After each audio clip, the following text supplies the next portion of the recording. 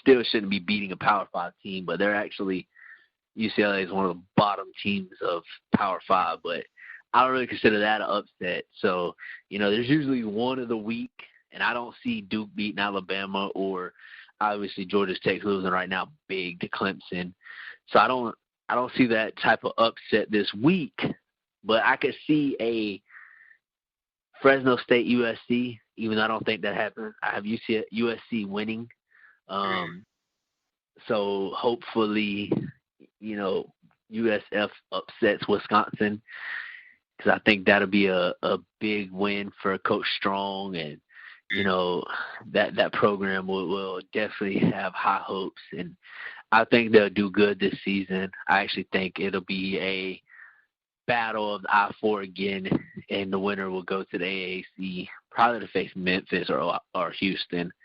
I think that Houston's probably one of the better teams in the other side of that division. I agree with you. Well, I think it's been Memphis and UCF the last 2 seasons. I think they played the championship game. So, right. USF, our goal every year is to get again. Coach Strong said the other day in one of his press conferences, they've never won the conference. So that's the goal every year, is to win the AAC. But again, the team that we have to beat, we haven't beat the last 2 seasons, is UCF. And I know UCF came here last year. Of course, everyone's going to say that we hurt their quarterback. I watched that play. I didn't see anything dirty on that play at all. It was a basic tackle. Milton's leg just went the wrong direction. And I pray that he's able to come back. I know I saw an interview with him on ESPN late at night with Scott Van Pelt, and he said that he's hoping to come back next year. So, hopefully he can play football again. Again, I don't wish injury upon anybody. And I think sometimes when you hold a grudge against a team that's your rival, as much as the Knights are to the Bulls, sometimes you don't hope that someone gets injured. But in a weird way, you're like, oh, okay, well, we got a shot. Well, they didn't get a shot anyway because UCF beat our asses anyway. So it doesn't really matter when it comes down to it. But that we have to, again, if Coach Strong said this early in his press conference earlier this week, if we can stay in the gap, these Taylor runs between the A and B gap, if we can keep those gaps contained, we can score points on offense. I was at the spring game, in April. We can score points. Kerwin Bell, we got a great offensive scheme. We can win. We can score points. It's going to be the fact is, can we stop their run attack? And again, with the rain they're predicting tomorrow night, not during game time, but before the game, if Wisconsin has to go to the pass offense, we definitely have a shot.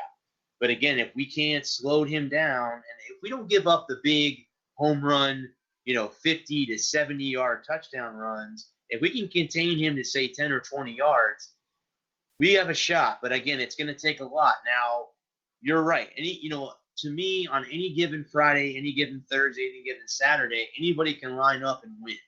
Appalachian State beat Michigan, a few years ago. Anything can happen. And, obviously you're hoping that your team is on the winning end of that. It doesn't always happen like that, but, I'm hoping myself, I'll be in tomorrow night. So I hope that they do. I have them winning by a field goal.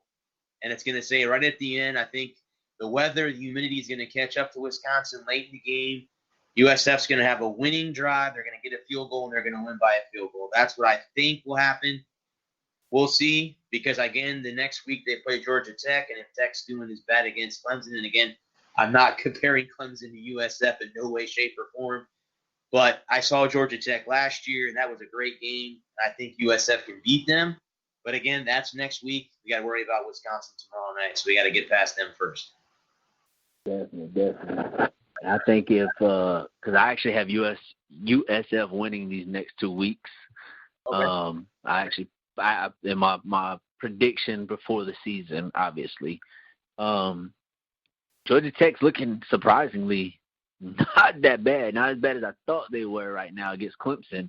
Their defense is stout, really, really good. Very impressed with them so far.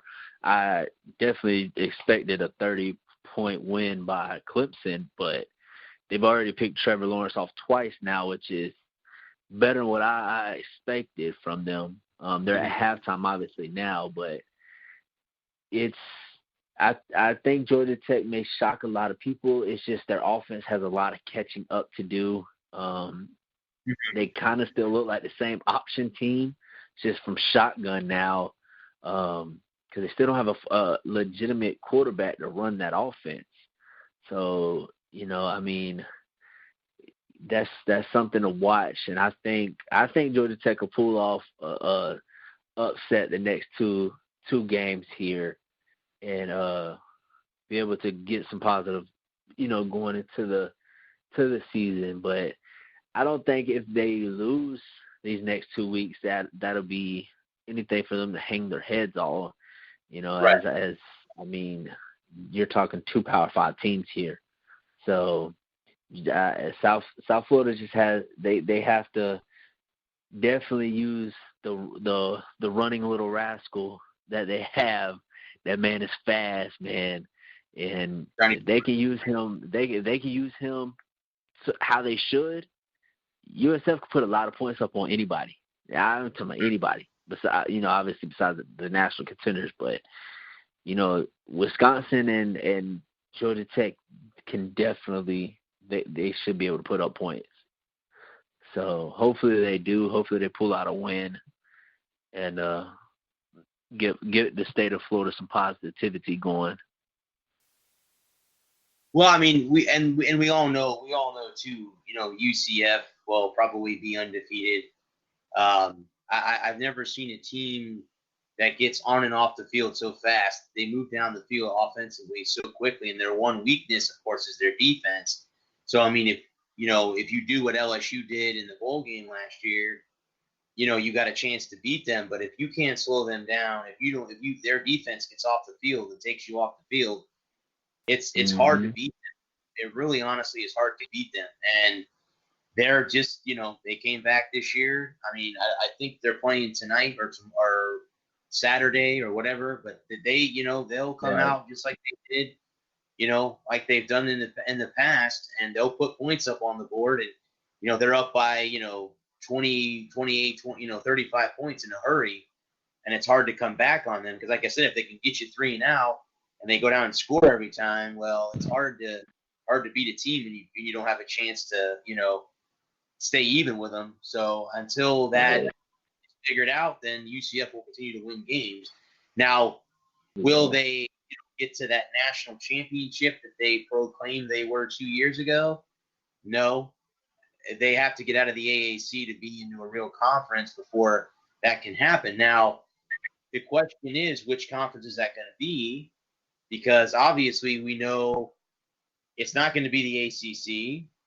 It's not going to be the SEC because it all comes down to money, as we all know, and how it's going to determine what are they going to add to the conference as far as monetary value.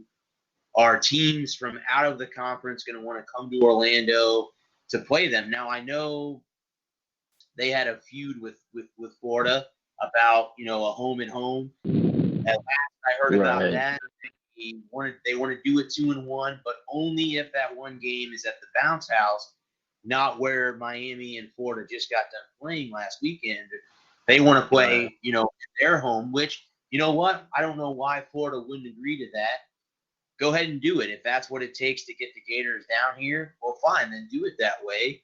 I mean, I'm happy to say that Florida's going to play Miami. Of course, we have to wait 5 years before that happens again.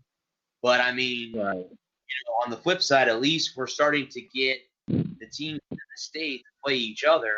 Like I said, Florida comes to Tampa next year to play the Bulls. I mean, and, like I said, USF has played Miami on the road and here. They played Florida State in Tallahassee. They played it here in Tampa. So it just, it's good as, we want to build the state of Florida back up to where it was in the 90s and the early 2000s, where the top 3 schools, the Hurricanes, the Gators, and the Noles were known. No one wanted to come here and play us because they were scared. Well, if we can get, again, like I said, we can get the other 2 to get in here, no one's going to want to come down here and play us. And like you said earlier, you're not going to have the kids who are high 4-stars or 5-star kids want to leave the state. They'll want to stay here and build this state back up to where it was. we're on the cusp of that, in my opinion. I think we're right there on the cusp of it. Miami's going to be a better team this year. Florida State's going to be better this year. Florida's, going to be the same they were a year ago. UCF, we all know they'll be there. And USF, well, we'll see. Because, again, if they can go 1-1, maybe they can beat Wisconsin. They lose to Tech next week, or vice versa. They don't have much after that. I mean, we have South Dakota State, early part of September, and then after that we start our conference play. So it's going to be interesting down the stretch. But again, the one team that we have to beat is UCF, and of course we have to wait till thanks Black Friday before we play them. But we won't know until we get to that point, because there's a lot of football in between now and then for everybody. So we can't judge, you can't judge Miami on a loss, because again, we don't know what kind of football they're going to play. If they get better, say they come out, and they beat North Carolina, well, then they'll say, okay, well, and that's the Miami team that we're going to see the rest of the season. Again, we don't know until the season starts, until we get more games played, before we can convincingly say, hey, here's what's going to happen. I definitely agree, man. And, I expect a whole different outlook coming out of this year. Hopefully, USF and UCF continue that rivalry.